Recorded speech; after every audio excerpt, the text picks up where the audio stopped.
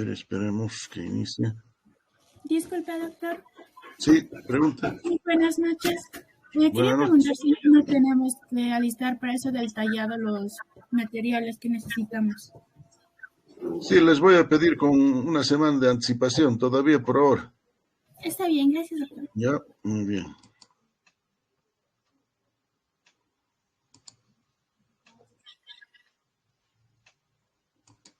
¿Alguien quiere preguntar algo, creo?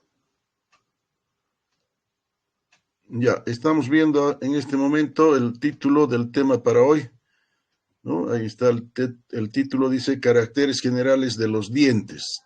¿Qué significa este título? Que vamos a hablar de aspectos que son comunes para todos los dientes, eso quiere decir generales, comunes para todos los dientes, o sea, no solo para el incisivo o canino, para todos, premolares, molares, para todos los dientes van estas características comunes en los dientes.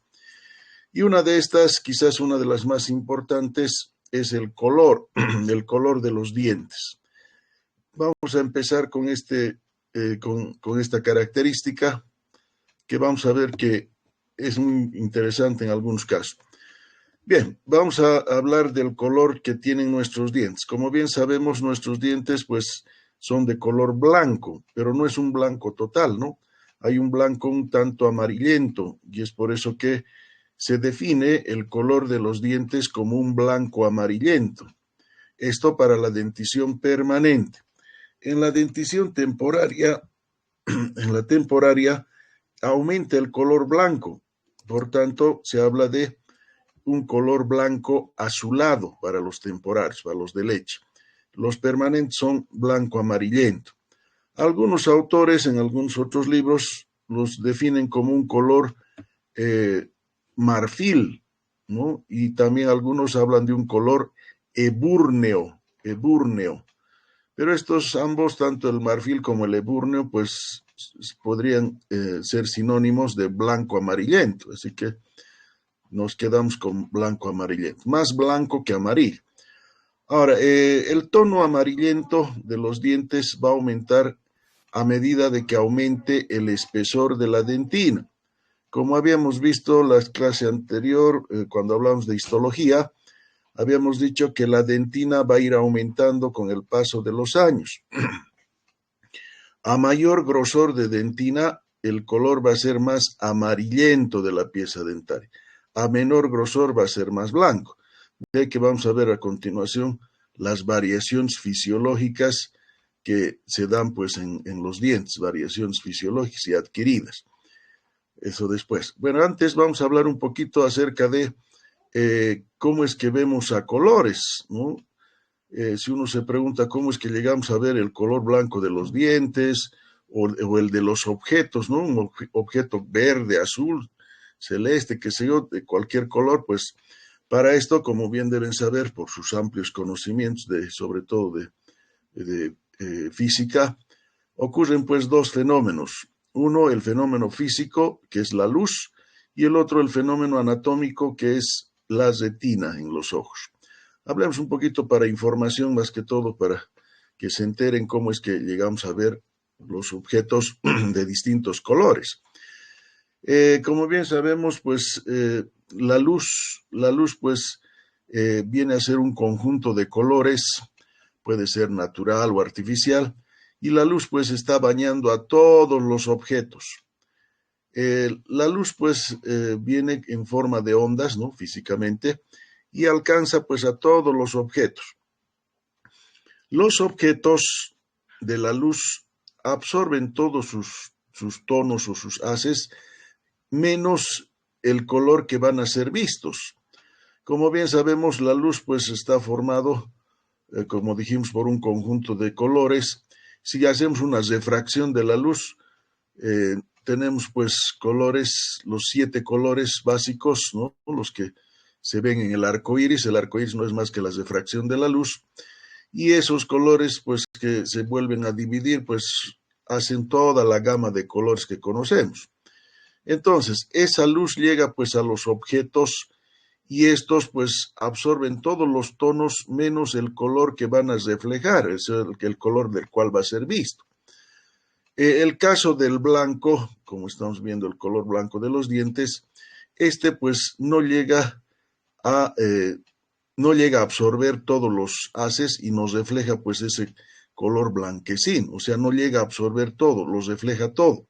Por eso la luz pues viene así a la superficie y la superficie refleja todos los colores, por eso lo vemos de blanco. Lo contrario es el negro. El negro pues absorbe todos los haces de la luz, y por eso adquiere ese color oscuro, ¿no? El negro. Así que en este caso pues los dientes llega a estos la luz y pues la mayoría de los colores pues va a ser reflejado, ¿no? Y por eso lo vemos pues sobre todo de color blanco. Ese reflejo de los objetos hacia la retina, y ese es el otro fenómeno natural que tenemos los humanos, que en los ojos a nivel de la retina tenemos pues dos tipos de células, ¿no? Eso han debido ver en histología, los conos y los bastones. Los conos pues son los encargados de recepcionar esa luz reflejada, por eso se los llama fotorreceptores, porque recepcionan la luz. En cambio, los bastones, estos actúan más que todo en situaciones de penumbra, es decir, en oscuridad. Así que vemos pues a colores gracias a los conos que tenemos en la retina. Bien, entonces ese es reflejo de la luz de los objetos reflejan esa luz y la retina pues va a captar esos colores distintos de los que están pintados, diríamos, todos los objetos, ¿no? De ese modo llegamos a ver los objetos a colores. Eso como información. Entonces, lo mismo en el caso nuestro, pues la luz llega a los dientes y de los dientes pues va hacia la retina y nos da pues esa coloración blanquecina que aumenta, pues como habíamos dicho, con el paso de los años aumenta el color amarillento, ya que la dentina va engrosando y esta pues llega a absorber algo de luz y nos refleja pues ese tono un tanto oscuro.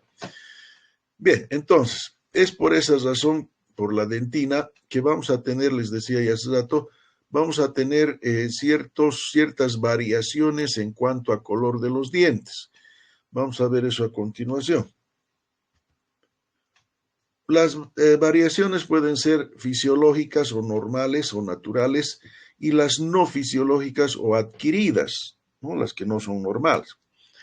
Entre las fisiológicas, primero está el factor edad, la edad.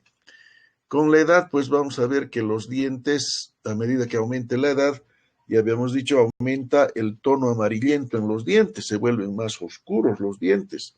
Esto ya habíamos dicho debido a la dentina. La dentina aumenta su espesor y aumenta el color oscuro de los dientes. En cambio, dientes jóvenes que recién han erupcionado, como vemos aquí, estos son pues bien blancos, bien claros, ¿no? Porque su dentina es muy delgada todavía. Con el paso de los años, pues aumenta el grosor de dentina y ven que la coloración ya se torna más oscura, más amarillenta. Esto pues hace que la edad pues nos dice que con los años pues va a oscurecerse los dientes. Y este dato es muy importante que tomen en cuenta, sobre todo cuando se hacen los tratamientos odontológicos. El caso sobre todo de las coronas y los puentes. Estos, o sea, las prótesis se realizan generalmente en personas de edad avanzada. Son raros los tratamientos protésicos que se hacen en personas. Generalmente, pues, el que requiere prótesis es ya de una edad avanzada. Por tanto, debemos considerar la edad al hacer la restauración o la prótesis de un color pues que vaya de acuerdo a su edad. No vayamos a ponerle pues dientes muy blancos a una persona de edad avanzada, ¿no? Eso pues va a delatar que es una prótesis. La prótesis tiene que ser lo más natural posible. Así que por eso hay que tomar muy en cuenta la edad del paciente a la hora de hacer cualquier tipo de restauración o prótesis, sobre todo en el sector anterior, a nivel de incisivos y caninos. En los premolares no hay mucho, porque ahí no se ve mucho. Entonces, muy importante tomar en cuenta la edad para el color de los dientes. Luego también, otra variación fisiológica es los grupos anteriores y posteriores. Los grupos anteriores, incisivos y caninos, estos pues tienen una coloración más blanquecina. Esto debido a que su estructura, como bien sabemos, los incisivos son pues más delgados, ¿no? Por tanto, tienen menos dentina en su interior. En cambio, los dientes posteriores, los molares, sobre todo, son piezas de mayor volumen y tienen mayor cantidad de dentina, lo que los hace pues más oscuros, más amarillentos. Por tanto, si vamos a hablar de grupos, el grupo anterior pues va a ser más blanco y el grupo posterior más oscuro o amarillento. Y lo que también habíamos dicho al principio, las denticiones temporarias y permanentes, estas también tienen variación de color. En esta foto podemos ver que aquí están los dientes permanentes, los incisivos centrales, los laterales también ya están erupcionando, y atrás tenemos todavía los temporarios. Es una boca que está en transición, está pasando de los temporarios a los permanentes. Y se puede notar claramente que los permanentes, vean, estos incisivos inferiores, son más oscuros, más amarillentos que los dientes temporarios, los de leche. Esto pues es una diferencia clara entre dentición permanente y la temporaria.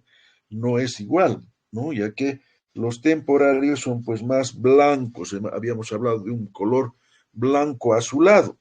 En cambio, para los permanentes es un blanco amarillento. Hay diferencia.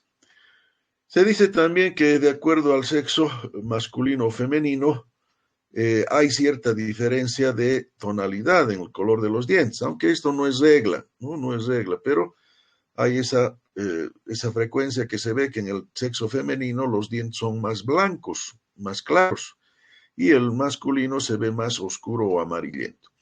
Esto quizás porque la dentina en los dientes masculinos viene a ser un poco más grueso y además con más densidad, y eso pues refleja un color más amarillento.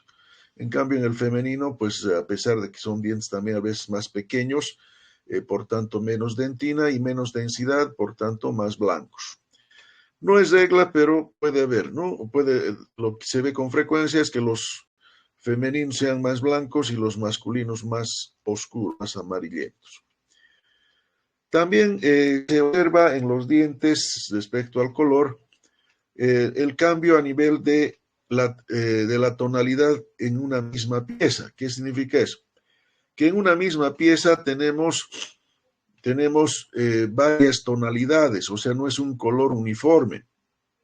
La parte del cuello, como estamos viendo aquí, es más oscura, más amarillenta. En cambio, la parte que está próxima al borde ya es más clara, más blanca. Aquí es más evidente, vean que en la parte cervical más oscuro el blanco, ¿no? Y aquí cerca incisal, más blanco, es más incluso el borde incisal, un tanto translúcido, transparente. Eso debido a que en esa zona no hay dentina. A nivel del borde incisal todavía no se ha gastado y tenemos pues esmalte, puro esmalte. Por eso el esmalte se dice que es translúcido. Sabemos que el esmalte es casi todo mineral y pues en este caso lo que habíamos visto en histología, ¿no? En este caso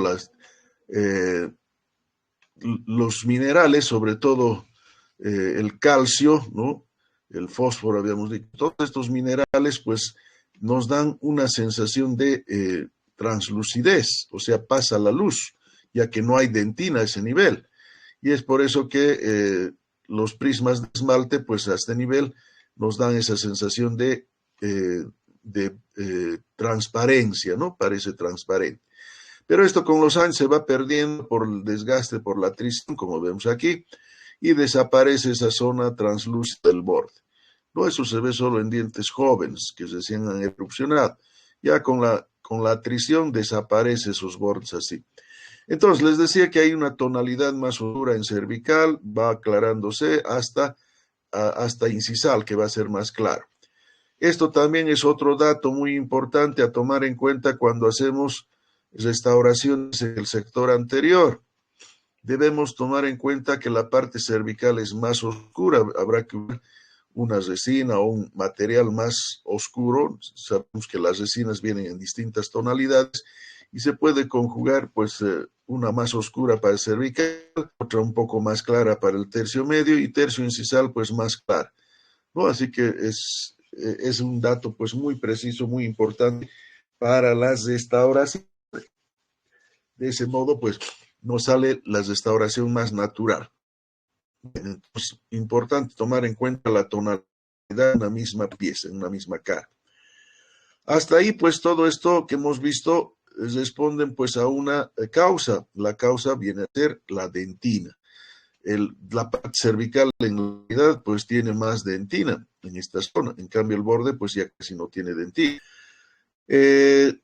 Luego también tenemos esta otra variación, pero que más que variación no tiene que ver con la dentina, sino con los colores intensos que estén cerca a los dientes. Es el caso de la piel y los labios.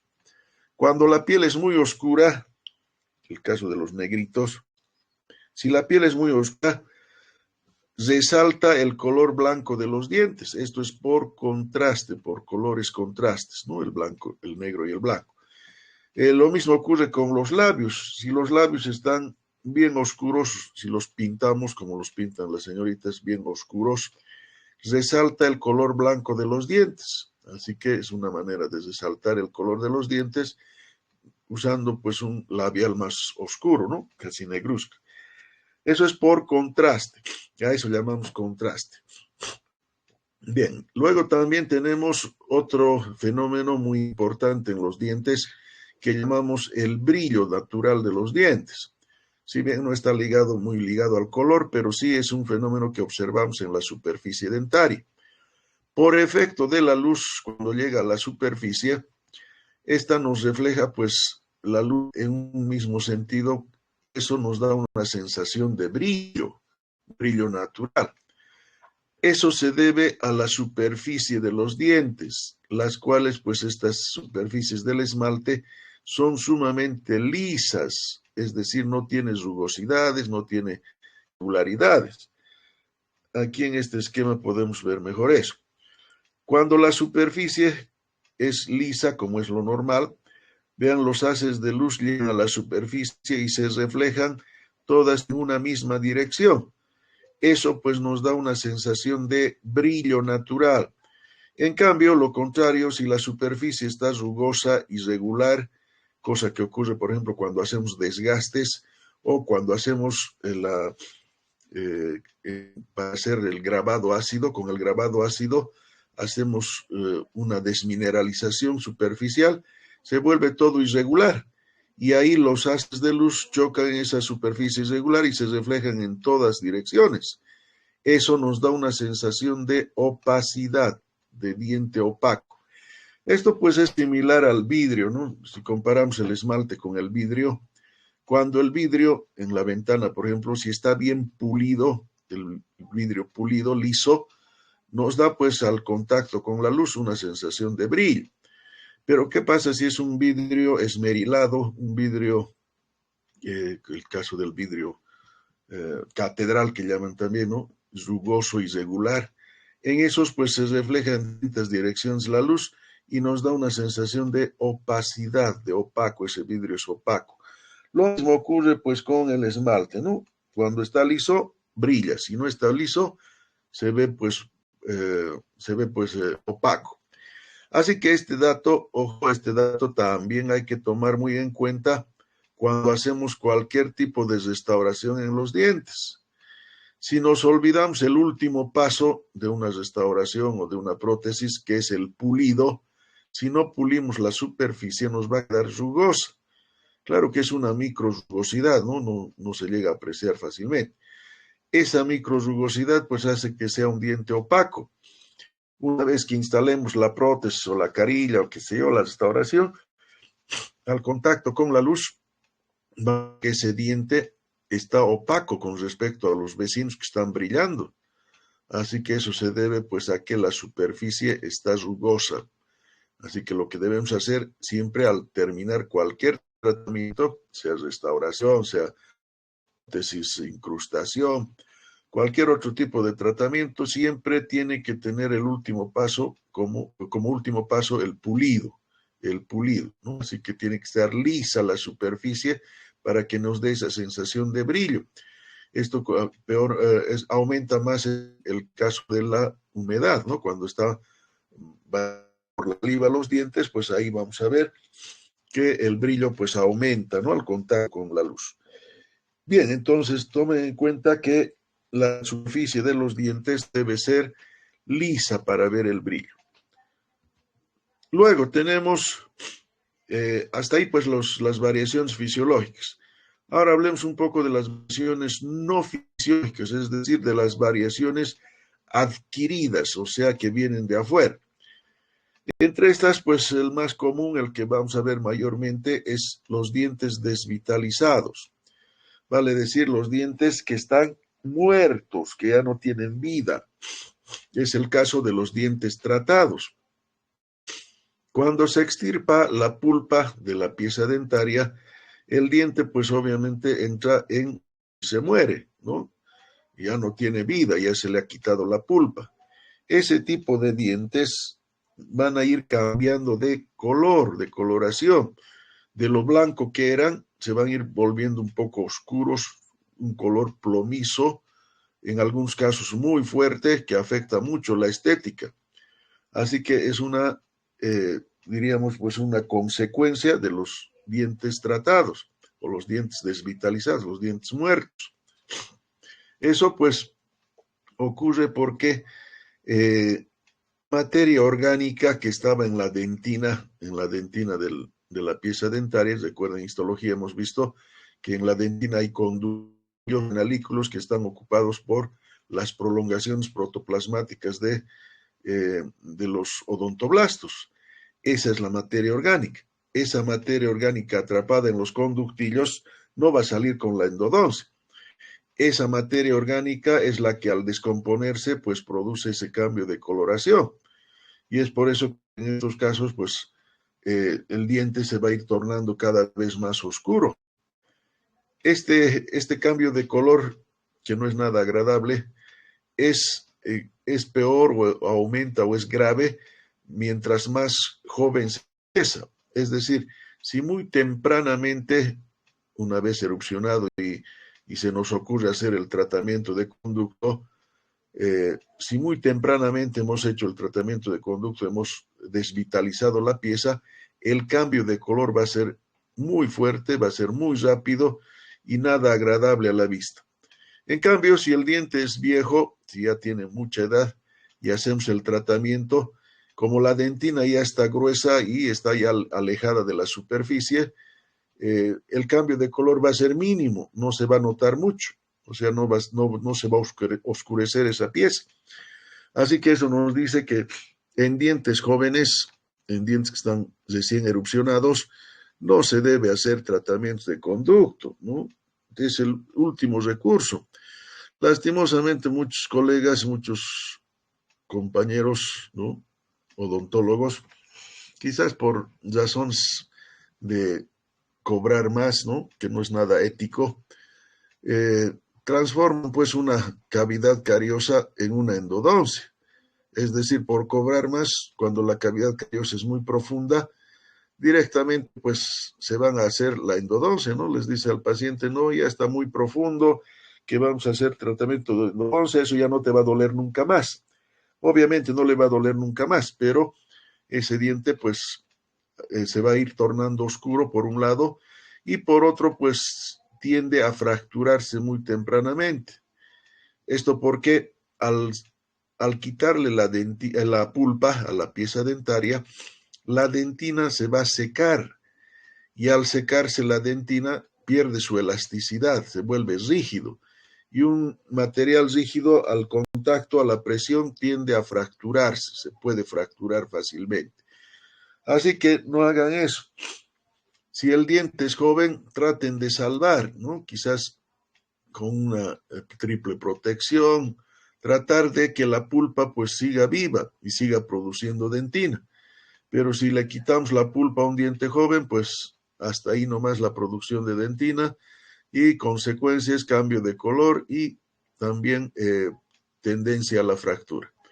¿No? Así que en dientes viejos no hay problema, ¿no? Hacemos la endodoncia, no se va a romper, no se va a pintar, así que no está permitido hacer en dientes muy jóvenes. Claro que vendría a ser un último recurso si ya la pieza está, si la caries ha llegado a la pulpa, ahí pues sí o sí tenemos que hacer la endodoncia y después tal vez para evitar que cambie de color se le puede poner tal vez una carilla o una corona o algo así. Bien, entonces eso ya son técnicas para solucionar los problemas. Eso pasa con los dientes desvitalizados. Se tornan más oscuros en cuanto al color. Luego también tenemos variaciones del tipo medicamentoso o aspectos o causas químicas. El caso de los medicamentos, antiguamente se utilizaba algunos que iban a depositarse en las zonas de calcificación. Es el caso de la tetraciclina.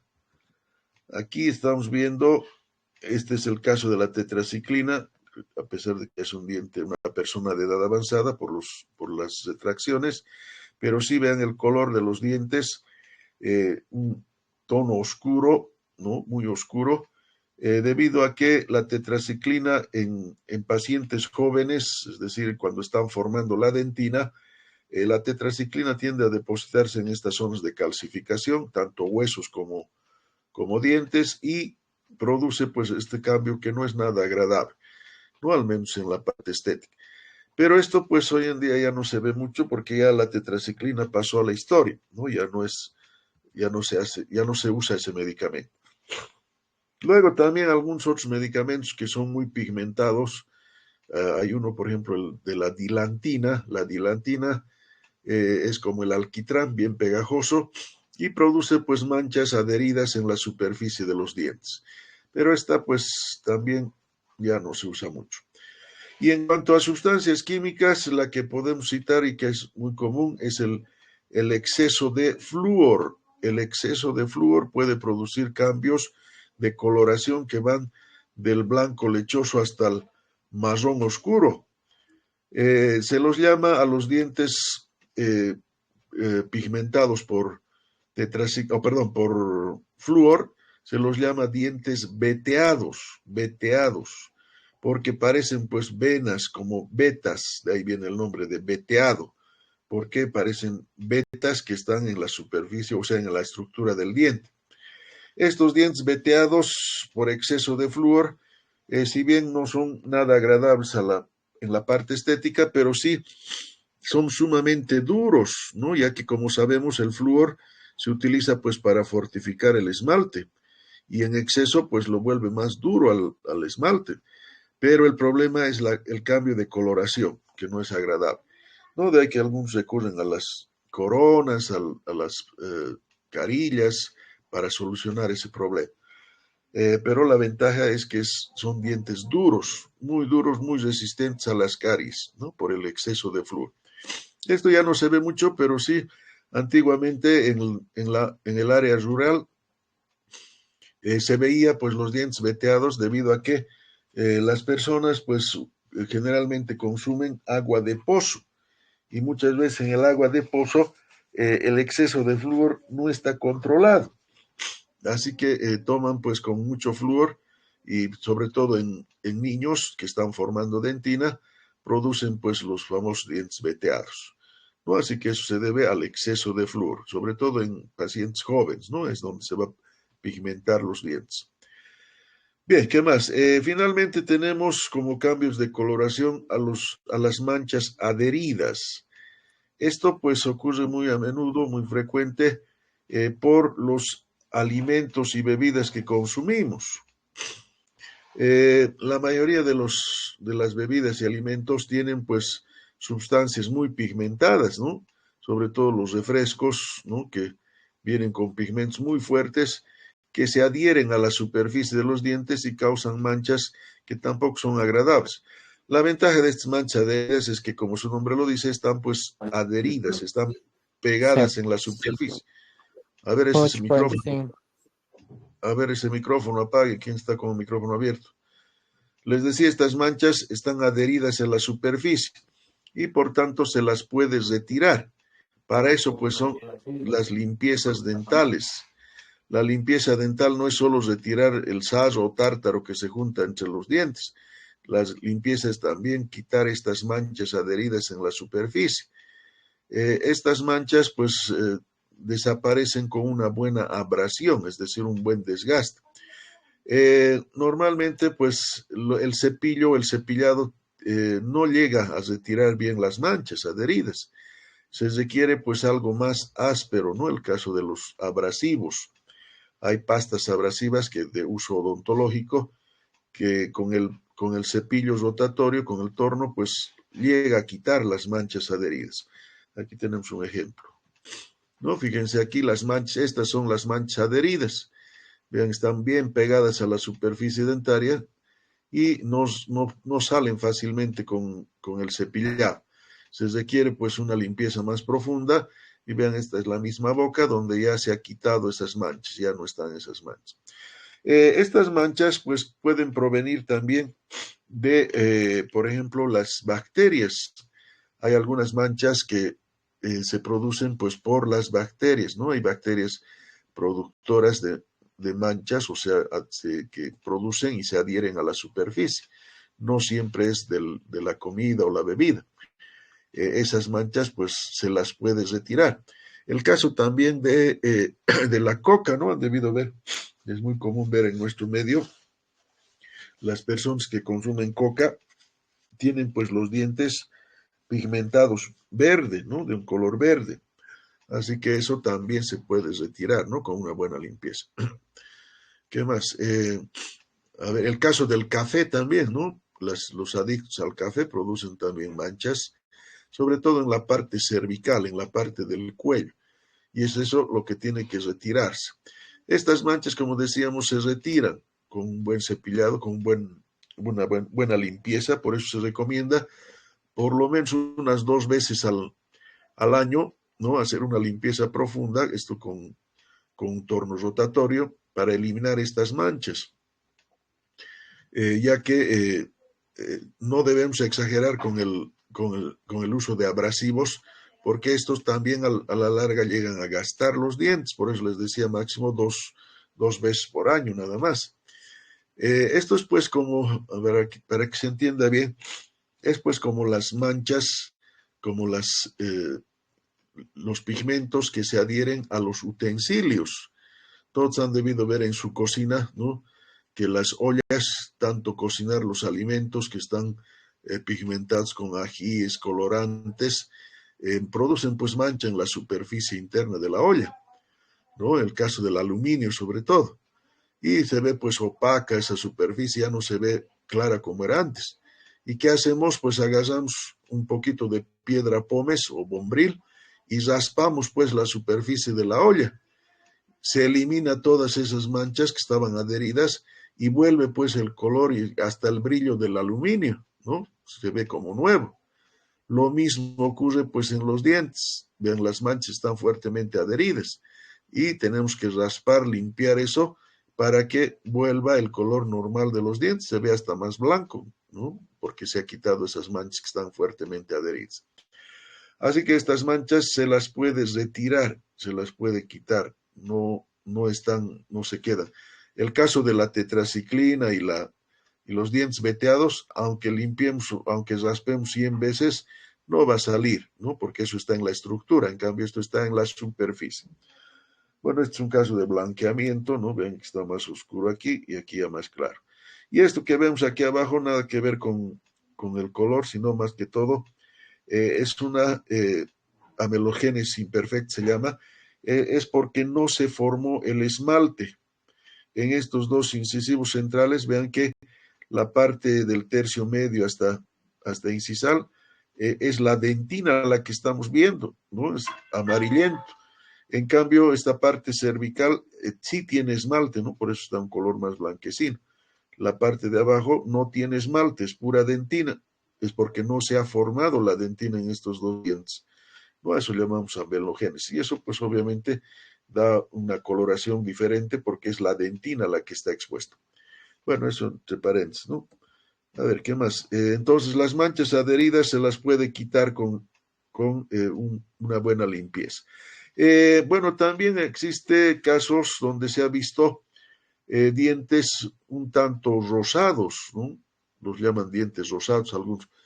Esto se ve muy rara vez cuando no se llega a formar la dentina, en el caso de los temporarios sobre todo. No llega a formarse la dentina o es muy delgada la dentina y como el esmalte es translúcido, deja pasar la luz hasta la pulpa y la pulpa es la que nos refleja ese color rosado, ¿no? Así que eso suele ocurrir cuando no hay pulpa, o perdón, cuando no hay dentina y es la pulpa la que nos da ese color rosado. Pero esto se ve muy, muy rara vez, ¿no? Así que puede haber esa situación. Bien, hasta ahí el color de los dientes. Veamos ahora otras características que observamos en los dientes. El caso del tamaño. El tamaño, pues, es un factor variable. No todos tenemos el mismo tamaño de dientes, ¿no? Hay dientes grandes, medianos, pequeños. De ahí que, pues, de acuerdo al tamaño existe esta clasificación, ¿no? Con fin, sobre todo,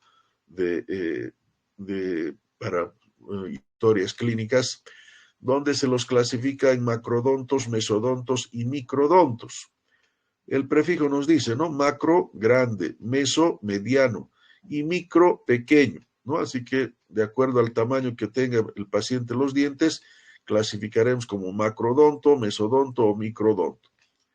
Este factor, que es el tamaño, como les decía, es variable y depende mucho de los factores de herencia, raciales, incluso geográficos, ¿no? Ya que hay zonas donde existen razas que predominan pues los dientes grandes.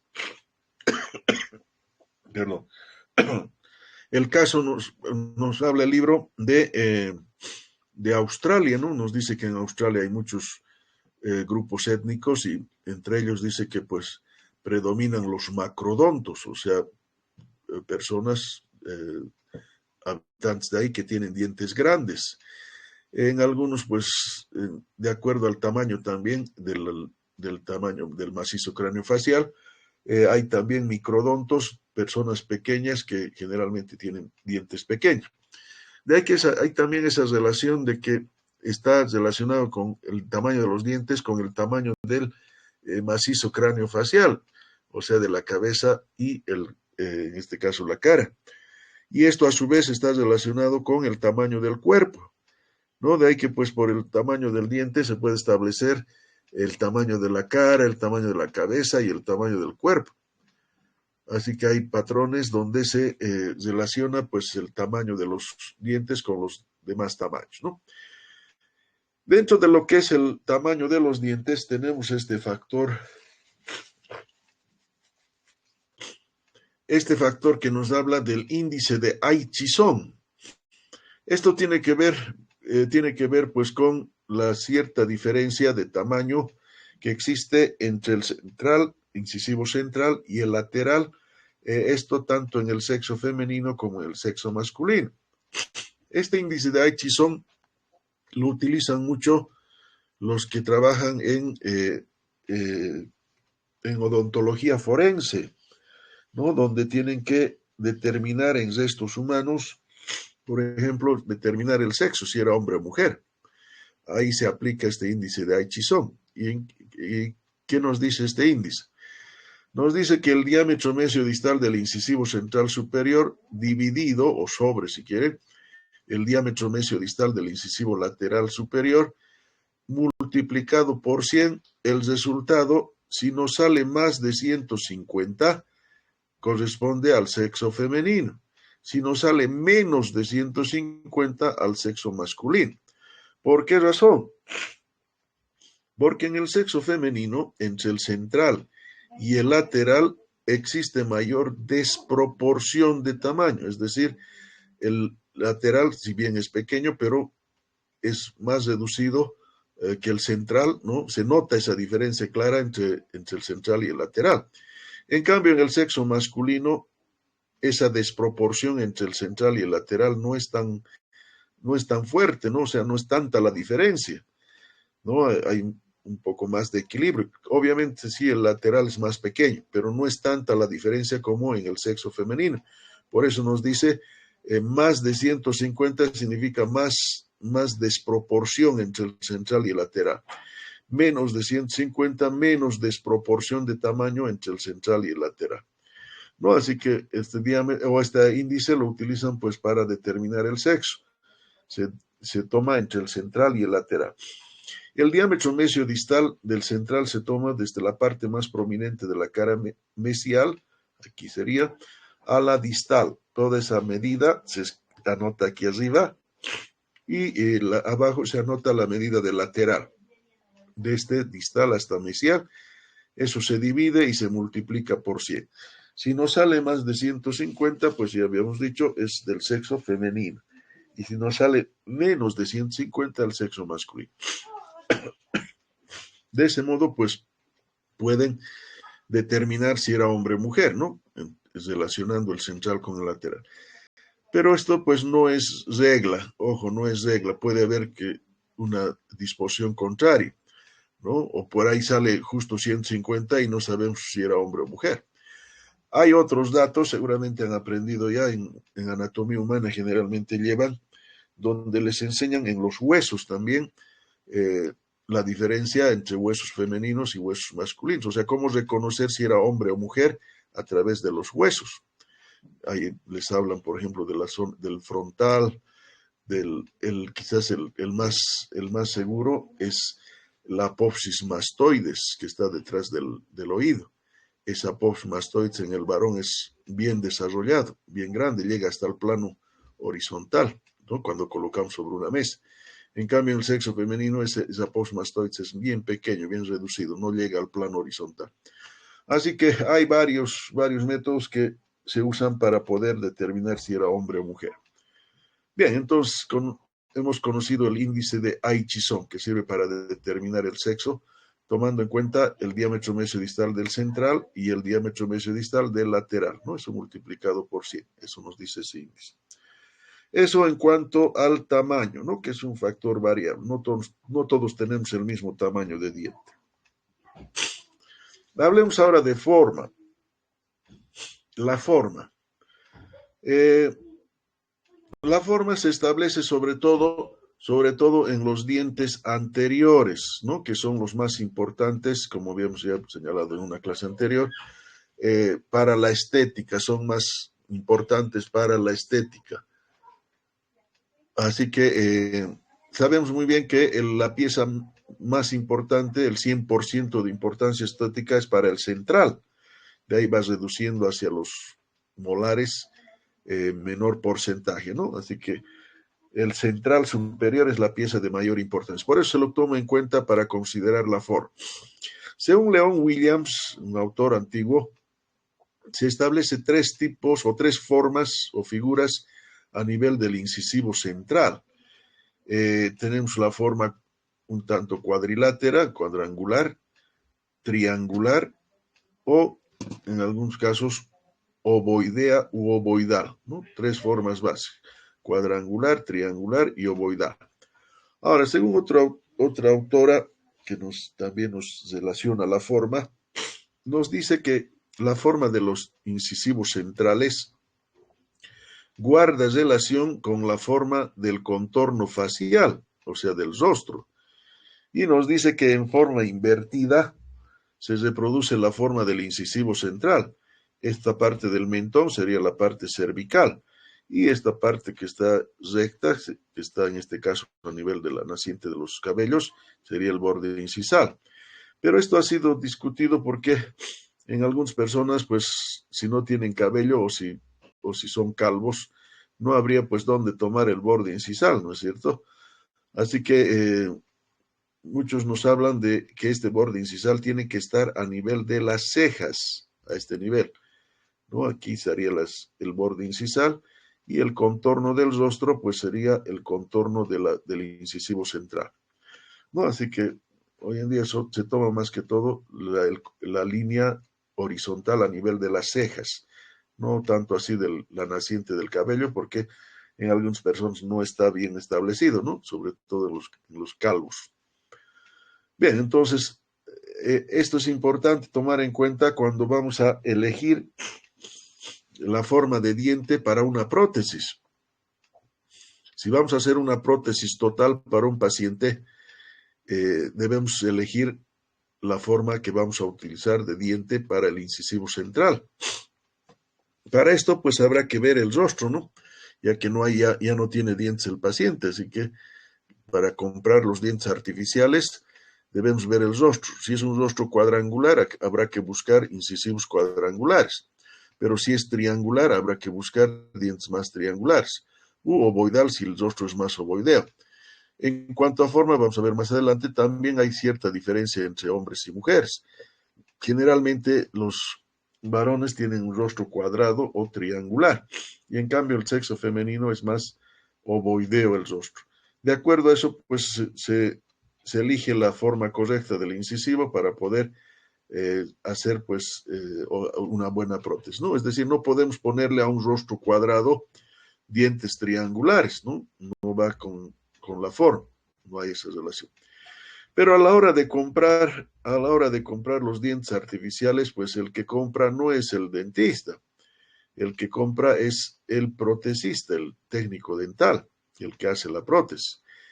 Y el técnico dental no ve pues el rostro del paciente, a no ser que el dentista le diga, ¿no? Necesito que me lo haga con dientes cuadrados o triangulares, ahí tal vez.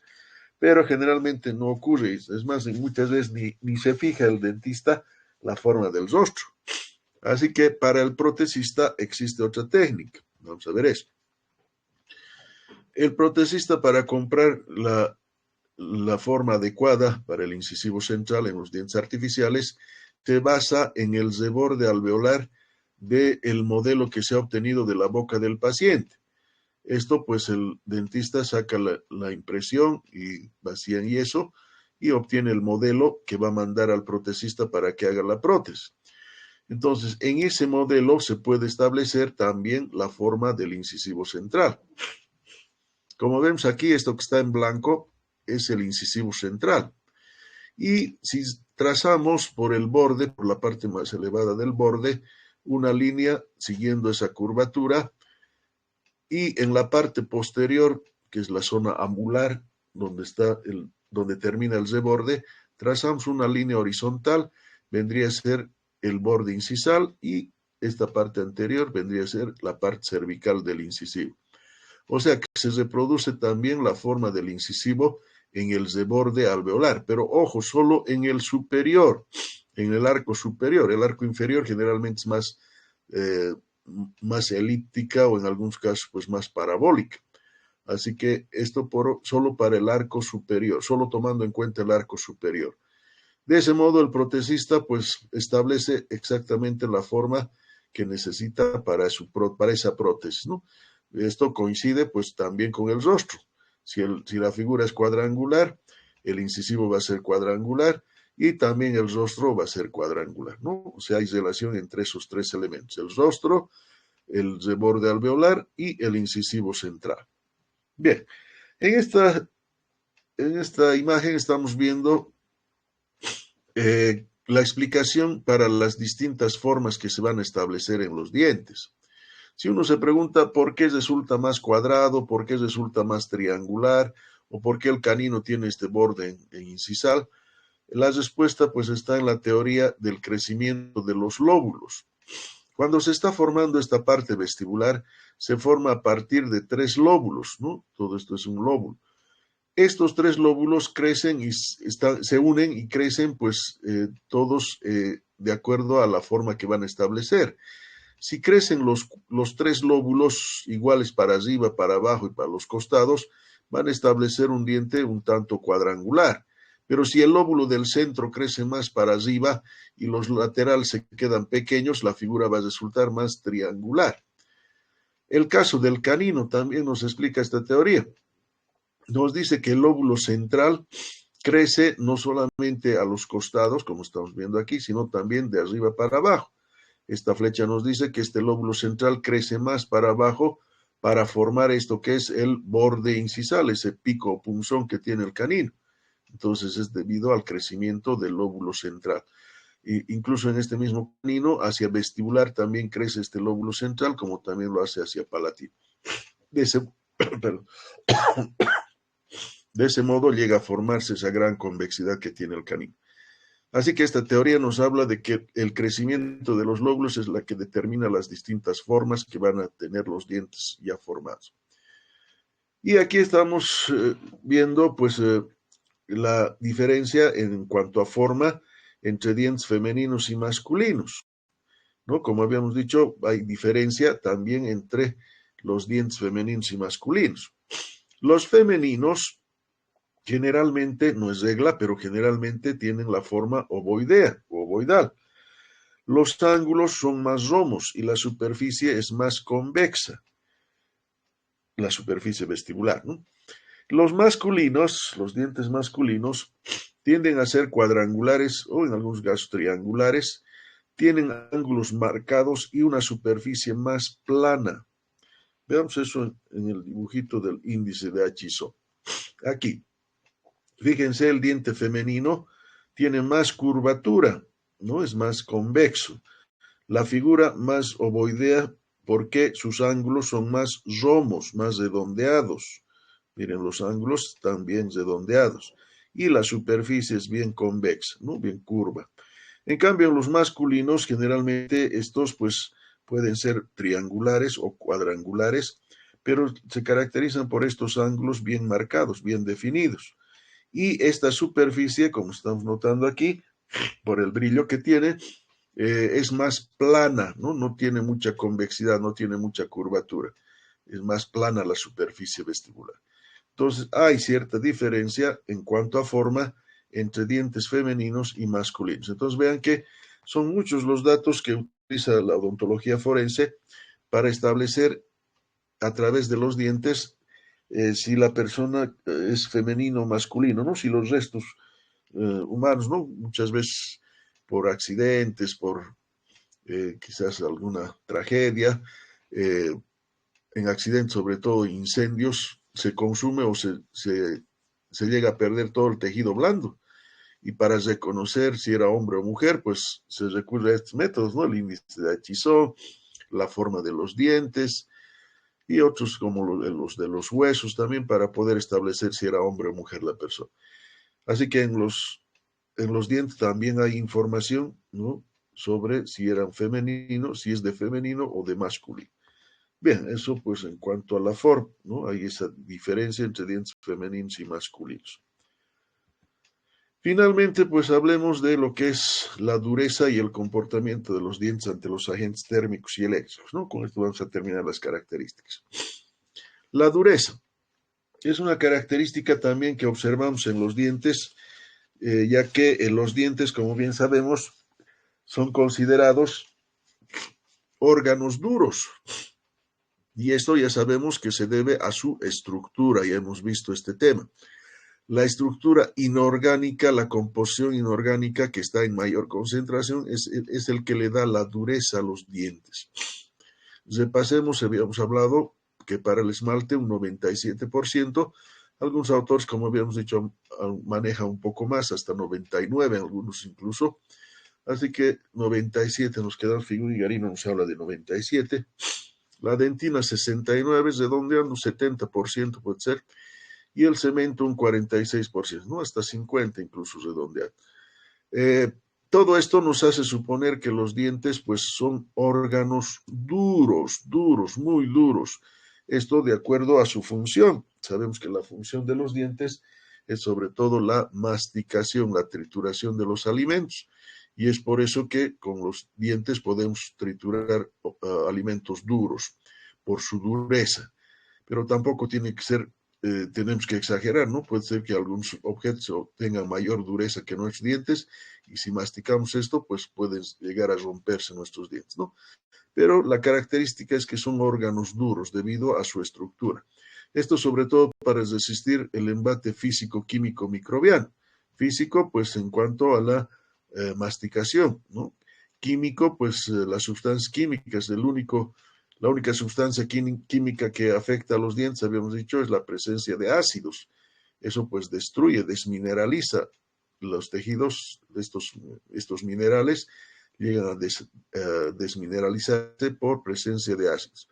Y los microbianos, obviamente, estas también pues producen ácidos y pueden llegar a destruir también nuestro tejido, ¿no? Es lo que viene a ser las caries. Bien, entonces ya sabemos que nuestros dientes son órganos duros.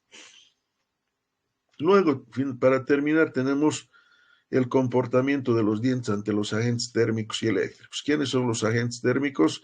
Calor y frío. Y eléctricos, pues obviamente la electricidad. ¿Qué pasa si hacemos que actúe sobre los dientes estos agentes térmicos y eléctricos? Si aplicamos frío o calor o electricidad sobre los dientes, estos fenómenos físicos van a atravesar con facilidad los tejidos duros y llegar hasta la pulpa, produciendo pues lo que ya sabemos, ¿no? Una respuesta dolorosa. ¿Esto por qué? Cuando aplicamos frío o calor sobre la superficie o electricidad, como bien sabemos, la estructura de estos tejidos es sobre todo sustancia inorgánica. Y toda sustancia inorgánica, que son sales y minerales, son buenos conductores de estos fenómenos físicos. Es decir, que tanto calor, frío y electricidad atraviesan fácilmente el esmalte, la dentina y llegan hasta la pulpa. A este nivel, en el borde, están los receptores nerviosos, ¿no? Y esos receptores nerviosos, al ser excitados por estos fenómenos físicos, responden pues directamente con dolor, ¿no? Y viene la respuesta dolorosa.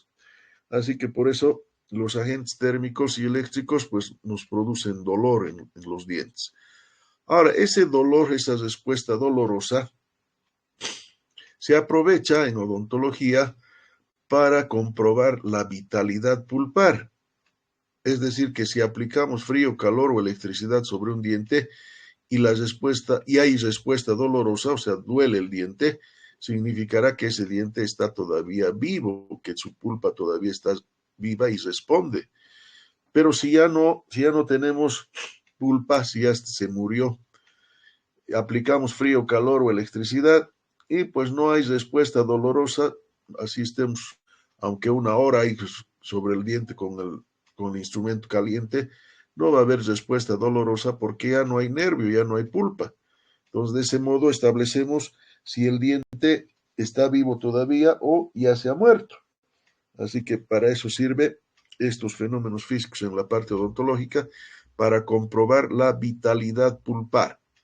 Ahora, esa respuesta dolorosa a los agentes térmicos va a tener ciertas variaciones por el espesor de dentina, lo mismo que habíamos visto hace un momento en el color, ¿no? Así que a mayor grosor, vamos a ver que va a tardar más en llegar la respuesta dolorosa.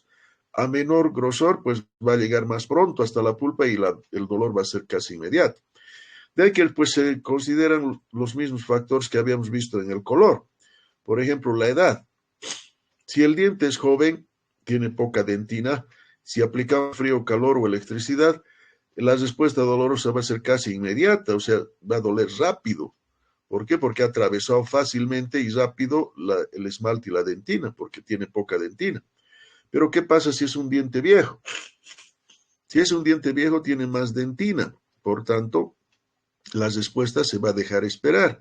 Va a tardar más en empezar a doler, porque tiene que atravesar toda la dentina que se ha formado, el grosor de dentina.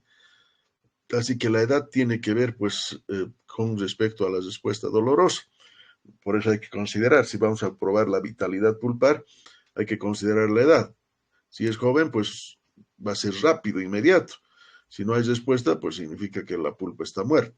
Pero si es una persona de edad avanzada, dentina gruesa, entonces habrá que esperar por lo menos unos buenos minutos para que se produzca el dolor. Si no hay dolor, pues ya eso nos dice que está muerto, ¿no? Así que tarda si la dentina es gruesa. También en el caso de los grupos anteriores y posteriores, ¿no?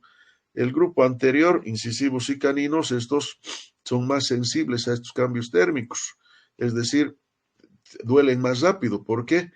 Por la forma que tienen los anteriores, ¿no? En forma de cuña, estas pues tienen poca dentina, menos dentina. Por tanto, la respuesta dolorosa es más inmediata. En cambio, en los premolares y peor los molares, que son piezas de mayor volumen, estas tienen más grosor de dentina.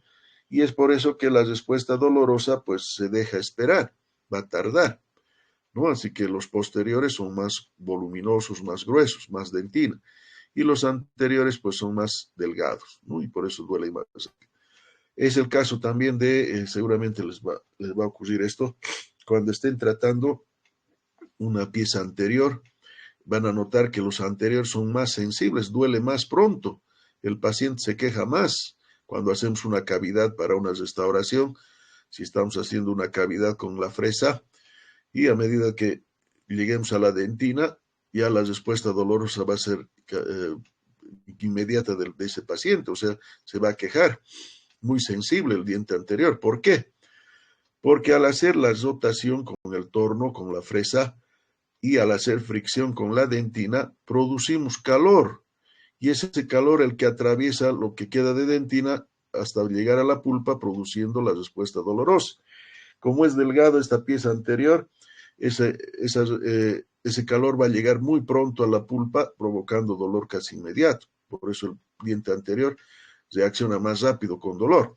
En cambio, si se tratara de un molar que tiene dentina más gruesa, en esta, pues a medida que avancemos, la respuesta dolorosa no va a ser tan rápida porque el grosor de dentina no deja que llegue prontamente hasta la pulpa, ¿no? Así que los grupos anteriores pues son más sensibles que los posteriores. ¿Qué más? También el caso de los temporarios y los permanentes, las denticiones. Los temporarios, como hemos visto, tienen menos dentina, ¿no? Lo que tienen grande es la pulpa. Por tanto, la respuesta dolorosa va a llegar más pronto en el caso de los temporarios. Los permanentes que tienen más dentina, más grueso la dentina, van a tardar más en cuanto a la respuesta dolorosa. Así que dientes temporarios duelen más pronto, más rápido. Permanentes tardan más. Pero ojo, aquí una aclaración importante. Si bien los temporarios duelen más rápido, más pronto, pero el dolor en el temporario es más reducido, es decir, tiene poca intensidad de dolor, no es muy fuerte como el de los permanentes. ¿Y esto por qué? Porque los temporarios, pese a tener pulpa grande, tienen pulpa grande y dentina delgada, eh, en su en su pulpa tienen menos inervación, es decir, menos receptores nerviosos. Por tanto, así llegue calor, frío rápido, pues el dolor no va a ser tan fuerte, ¿no? Va a ser soportable. En cambio, los permanentes, estos permanentes tienen, pues, si bien la pulpa más pequeña, pero tienen mayor cantidad de terminaciones nerviosas. Y es por eso que en cuanto se perciba, o cuando llegue el calor, frío o electricidad a la pulpa, ese rato, pues empieza el dolor, ¿no? Así que duele pues más fuerte los dientes permanentes. Los temporales no duele mucho, pero duele más rápido, ¿no? Por su dentina que es más delgada. ¿No? El caso, por ejemplo, de los helados, ¿no? Cuando el niño está tomando su helado, una vez que el helado hace contacto con el diente, pues al poco rato ya empieza a quejarse de dolor, pero un dolor suave, ¿no? Que fácilmente puede tolerar. En cambio, si en los permanentes hiciéramos eso, pues, y el frío llega hasta la pulpa, pues el dolor va a ser saltar, ¿no? Al paciente, ¿no? Así que la respuesta dolorosa es más fuerte en el diente permanente. El temporario, pues, si bien duele más rápido, pero no es tan fuerte el dolor. Bien. Finalmente, también se dice que, de acuerdo al sexo, los femeninos que tienen dentina, hemos dicho, más delgada y menos densa, estos pues van a doler más rápido. En cambio, los dientes masculinos tienen más dentina y por tanto, pues va a tardar en doler, ¿no? Eso pues no es regla, ¿no? Habíamos dicho, no es regla. Puede haber dientes femeninos con dentina gruesa, más gruesa que el masculino. Así que no es regla, simplemente es lo que se ha visto con frecuencia. Bien, esas son las características que observamos comunes entre los dientes. A esto se suma otro subtítulo que me gustaría que lo analice un poco en el libro. No vamos a tomar en cuenta aquí, pero hay un subtítulo que viene después de esto que nos dice importancia del sistema dentaria, importancia legal del sistema dentario.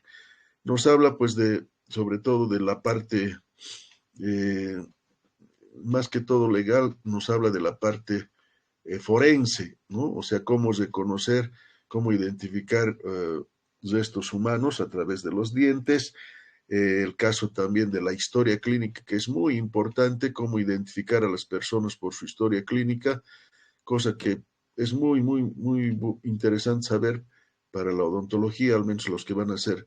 Hay muy pocos especialistas en odontología forense, así que tal vez alguien esté interesado, lea esa parte del libro, que es muy interesante, muy interesante. Léanlo, no es mucho, serán unas 2 planas nada más. Bien, hasta ahí el tema de hoy, un poco complicado para mí por mi salud, así que por suerte hemos terminado.